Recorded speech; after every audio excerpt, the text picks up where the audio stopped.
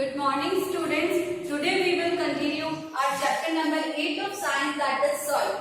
Okay. In today's lecture we will discuss about the soil profile. What is soil profile? So here is the diagram which I drawn for you, that is denote the soil profile. O horizon, A horizon, B horizon, C horizon and the last one is R horizon. So basically what is soil profile? Soil profile होता क्या है? तो ये आप देख रहे हैं vertical section बन रहा है and that shows a distinct layer of soil, यानी कि डिफरेंट लेयर्स ऑफ सॉइल को डिनोट या डिस्प्ले कर रहा है. तो सॉइल प्रोफाइल की डेफिनेशन क्या होगी? What is the definition of soil profile? It will be a vertical section that shows the distinct layers of soil, यानी कि ये एक वर्टिकल सेक्शन है जो डिस्टिंक्ट लेयर ऑफ सॉइल को शो करता है.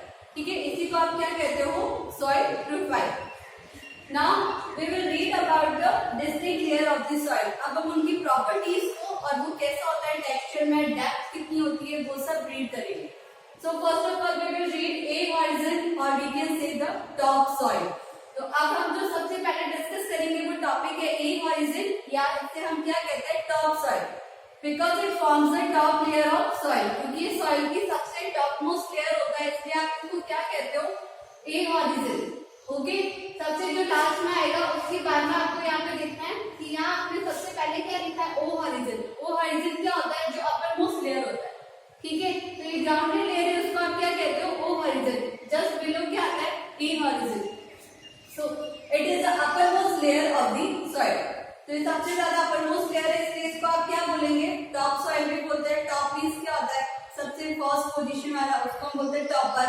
ठीक है, क्लास में फर्स्ट क्वेश्चन आता है उसमें क्या कहते हैं? टॉपर. तो ये टॉप सॉइल भी क्या हो गया? ये भी टॉपर है, इसलिए इसको आप क्या बोलोगे? Top soil.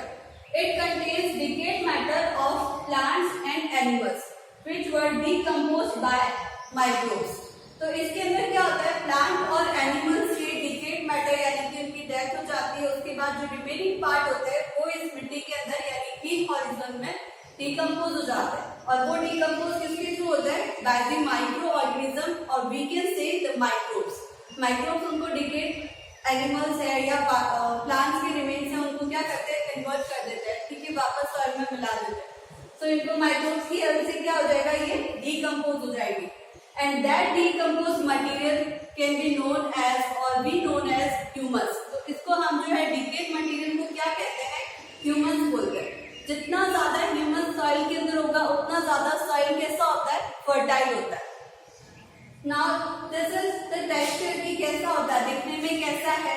ठीक है, तो this is soft, porous. Porous means क्या होता है? छिद्र युक्त होता है, उसे हम बोलते हैं porous. Soft, porous, dark brown. Dark brown क्यों होता है? क्योंकि ह्यूमस होता है, और जब भी ह्यूमस कंटेन करता है तो इसका मतलब इसका कलर कैसा होता है? Dark brown. So because of the humus this layer of soil is in colour in dark brown and can hold more water.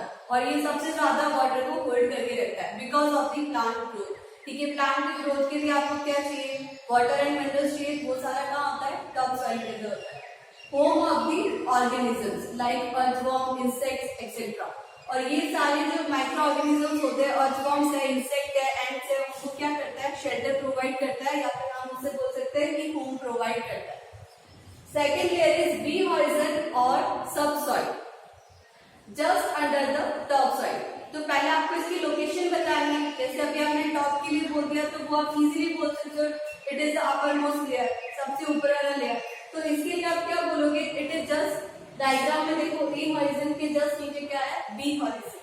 ठीक है, तो बी होराइजन में आपको लिखना है just under the top soil.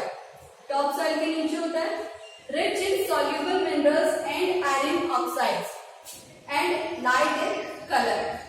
So basically ये dark brown colour में होता है, लेकिन इसका कलर कैसा होगा? लाइट कलर के अंदर होता है, क्योंकि इसके अंदर या तो लिटिल ह्यूमस होता है या बिल्कुल ह्यूमस नहीं होता है. Then C horizon और parent rock. C horizon और parent rock में क्या होता है? It is located below the subsoil. तो C horizon क्या है? B horizon के जस्ट नीचे की ओर देखो बड़े बड़े छोटे छोटे आपको पत्थर दिख रहे हैं यहाँ B horizon में, और यहाँ आपने क्या लिखा है कि C horizon. यहाँ पे थोड़े स्टोन्स तो है, रॉक्स आपको शोर है, but this is with the cracks.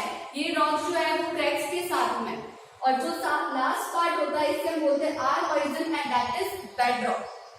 So C horizon में आपको बोलना है it is located below the subsoil made up of small pieces of rocks. और ये किससे मिलकर बना होता है? स्मॉल पीसेस ऑफ रॉक से मिलकर बना हुआ है. Rain water gets collected in this. और इसके अंदर क्या कलेक्टेड होता है? रेन वाटर कलेक्ट होता है. बारिश का जो पानी होता है ग्राउंड वाटर जिसे हम बोलते हैं या वाटर टेबल बोलते हैं, जिसे हम हैंडपंप की वजह से और या ट्यूबवेल बनाकर निकालते हैं, तो वो सारा पानी कहाँ होता है? रेन वाटर कहाँ स्टोर होता है? इस लेयर के अंदर, that is C horizon. And it is infertile. तो ये इनफर्टाइल होता है. यहाँ पे प्लांट्स की रूट्स नहीं होती है. रूट्स कहीं पे होगी? सिर्फ ओ हॉरिजन और ई हॉरिजन में जाती है. Last B C and R horizon तक प्लांट्स की रूट नहीं होती है. So these are the infertile layers. So now I am stepping aside and you will take a screenshot of this material and you have to note down this all in your notebook.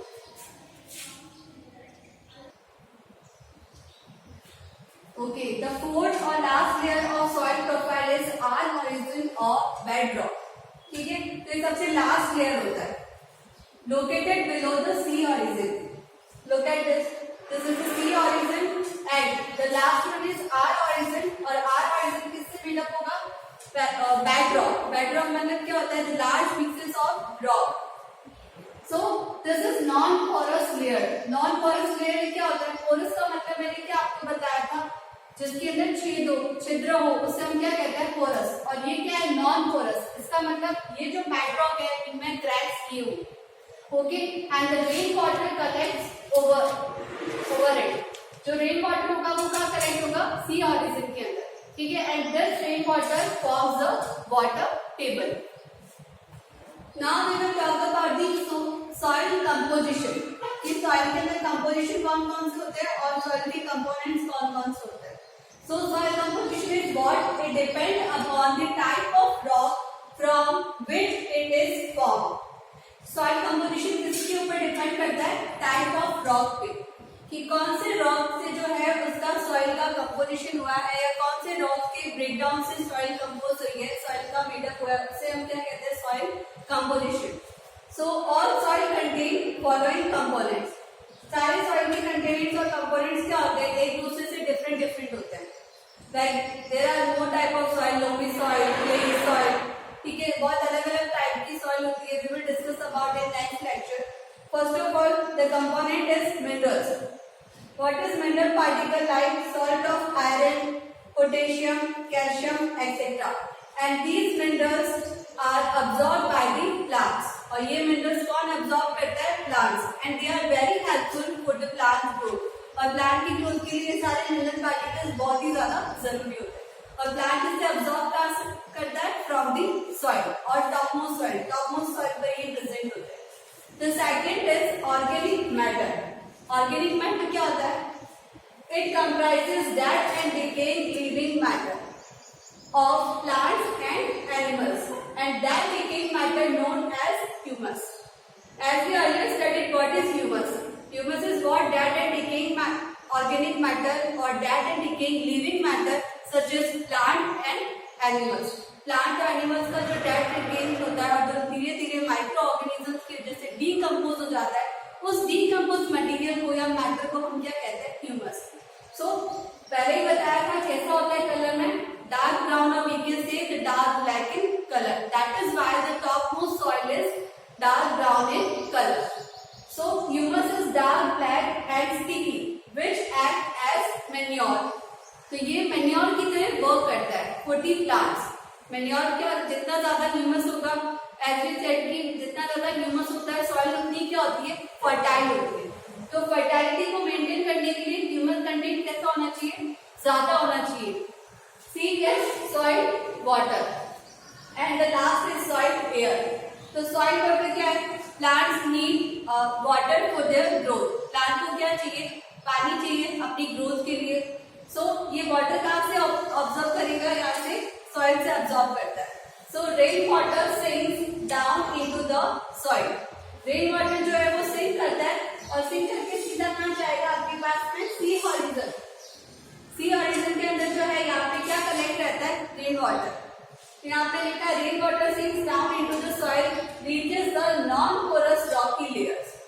ये C horizon के अंदर जो rocks होंगे ये कैसे होते हैं, porous होते हैं, मतलब क्रैक्स होती है इनके अंदर, तो इसीलिए जो रेन वाटर है वो क्या होता है, सी हॉरिजन के अंदर रहता है और आर हॉरिजन के ऊपर बोलते हैं इसे कि आर हॉरिजन के ऊपर क्या होता है, रेन वाटर कलेक्ट रहता है।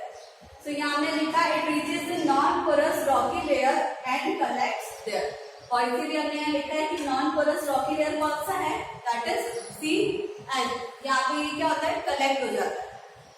And the last is soil air, soil has air for the particles और फॉर द प्लांट्स, क्योंकि वहाँ पे बहुत सारे माइक्रो ऑर्गेनिजम्स भी रहते हैं सॉइल में, उनको भी एयर की जरूरत होती है और प्लांट्स की रूट्स को भी एयर अब्जॉर्प्शन की जरूरत होती है। So air is present in the space between the soil particles. Okay students, getting it? So next lecture we will discuss about the types of soil. कितने types का soil होता है वो हम next lecture में discuss करेंगे. But आपको ये सारा कुछ लिखना है. You have to write down this